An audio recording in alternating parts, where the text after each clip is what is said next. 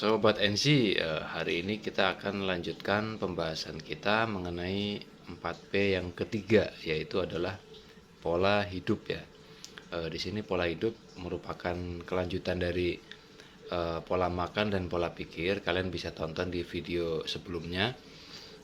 Pola hidup di sini yang pertama meliputi pola istirahat ya. Istirahat di sini menyangkut jam tidur. Untuk teman-teman yang masih suka kambuh GERD-nya, kalian diupayakan tidur 7-8 jam sehari ya. Terus kemudian jangan lupa jarak antara makan terakhir dan tidur kalian spare waktu 2 jam agar pada saat tidur tidak terjadi refleks atau naiknya asam lambung ke atas. Terus kemudian nanti jika kalian kesulitan untuk tidur, kalian coba sambil atur pernafasan diafragma, itu juga bisa membantu kita rileks. Bisa minum dulu mungkin setengah gelas ya kan, atau bagi yang mengalami susah tidur, kalian bisa mendengarkan afirmasi untuk insomnia ya kan. Terus kemudian nanti pada saat bangun tidur kalian kan lebih fresh tuh, apalagi kalau sebelum tidur kalian minum B-kompleks atau Calmaxing, pada saat bangun tidur kalian akan lebih segar ya. Terus nanti pada saat bangun, kalau tidak nyaman di tenggorokan atau di mulut terasa asam, kalian bisa minum air hangat. Terus kemudian lanjutkan dengan aktivitas. Terus berikutnya olahraga ya. Olahraga bisa kita mulai pagi setelah subuh ya kan. Kalian biasakan jalan pagi habis subuh ya, minimal 10-15 menit lah ya.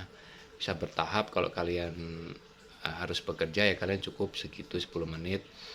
Itu tujuannya selain untuk bisa mengatasi keliengan, limbung, bisa juga kalian mendapatkan oksigen yang lebih banyak setelah subuh. Kalian bisa tonton video saya tentang keliengan. Jadi olahraga harian itu yang saya wajibkan adalah jalan pagi ya, jalan pagi. Terus kemudian kalian juga biasakan dalam sehari itu berjemur ya, berjemur untuk mendapatkan vitamin D. Itu bagus untuk daya tahan kalian juga. Upayakan kalian berjemur ya. Terus kemudian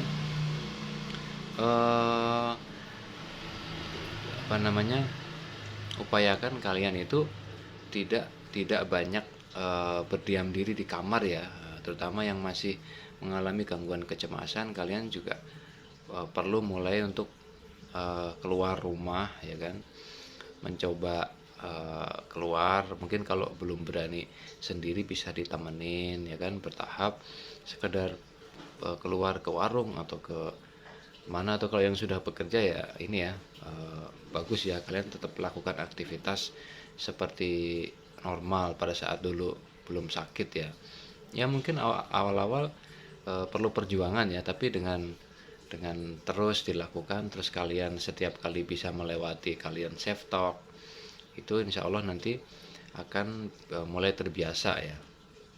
Terus kemudian kalian juga bisa isi waktu luang dengan melakukan hobi-hobi yang membuat kalian happy ya kan, yang dulu pernah kalian tinggalkan selama sakit. Kalian lakukan lagi hobi yang suka musik, ngulik-ngulik lagu. Kalau saya dulu melukis ya, saya suka melukis.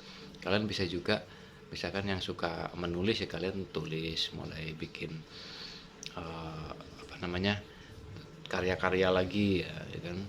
Intinya jangan berdiam diri ya. Kalau bisa kalian secemas-cemasnya itu jangan memilih zona nyaman di kamar lah ya. Kalian bisa pilih misalkan di teras rumah ya kan, seperti itu ya. Jadi kalian kalau bisa mulai keluar dari zona nyaman atau zona aman kalian ya. Lakukan hobi. Nanti biasanya kalian kalau udah mulai aktif hobi itu akan ketemu komunitas-komunitasnya. Kalian bisa aktif di sosmed dulu, misalkan nanti ada event kopdar, pertemuan teman-teman sekomunitas, kalian bisa mulai aktif, mulai bergaul, mulai berinteraksi, mulai ngobrol ya.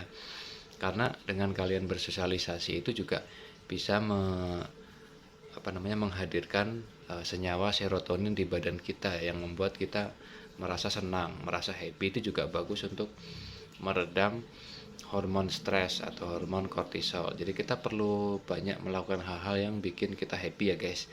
Kalau bisa kalian pokoknya apa-apa yang bikin senang kalian lakukan. Terus kemudian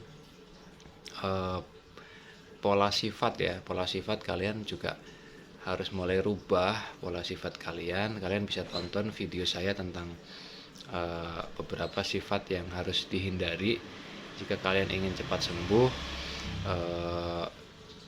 Intinya sih kalian harus mulai rubah ya. Jangan terlalu banyak mengeluh, jangan mudah untuk baper, terus jangan memendam sesuatu kekesalan, jangan terlalu terjebak masa lalu. Kalian bisa cek ya di video tentang sifat-sifat yang harus dihindari. Itu juga masuk bagian dari pola hidup. Terus kemudian kalian juga saya sarankan untuk banyak berbagi, menolong orang ya kan. Kalian bisa keliling, ngasih sedekah kayak gitu juga bagus untuk bikin kita bahagia ya. Dengan kita menolong orang, dengan kita bermanfaat, itu juga bisa menghadirkan kebahagiaan untuk kita. Itu juga bisa kalian jadwalkan, mungkin harian kalau yang nggak berat ya. Kalau yang berat mungkin bisa mingguan, setiap hari Jumat kalian berbagi, entah makanan, entah uang, silahkan ya. Intinya kalian mulai banyak berbagi kepada sesama ya kan. Terus juga kalau bisa kalian jangan suka begadang ya, dikurangi. Soalnya kalian harus memiliki jam istirahat yang cukup untuk pemulihan, karena pada saat kita tidur itu hormon-hormon yang baik untuk penyembuhan kita akan memproduksi ya. Terus kemudian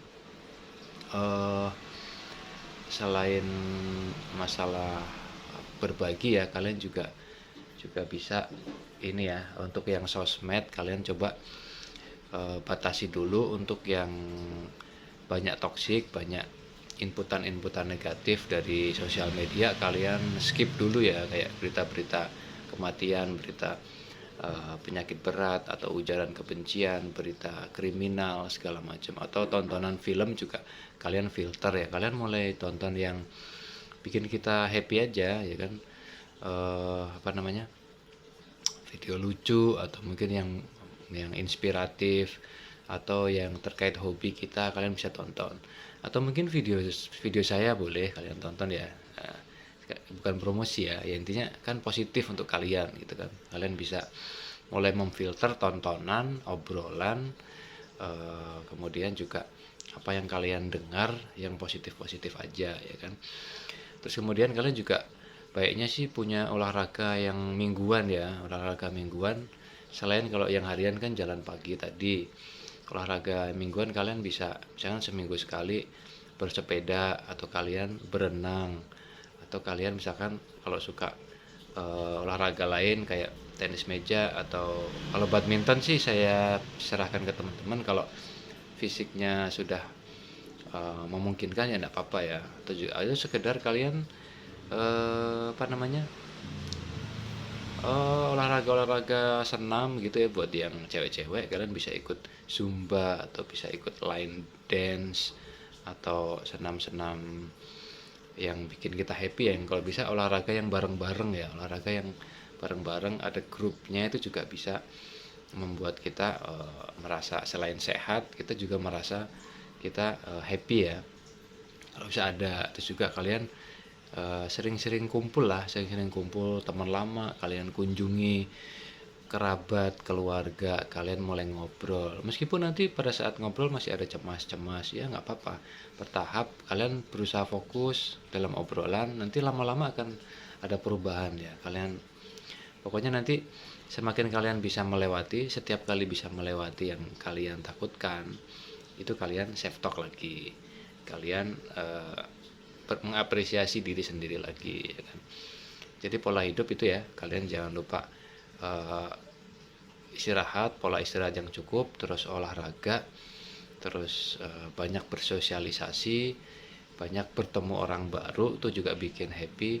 Terus kemudian lakukan hobi-hobi yang menyenangkan, terus kalian mulai filter sampah-sampah ya, berita-berita toksik-toksik dari sosial media, terus kalian banyak berbagi ya.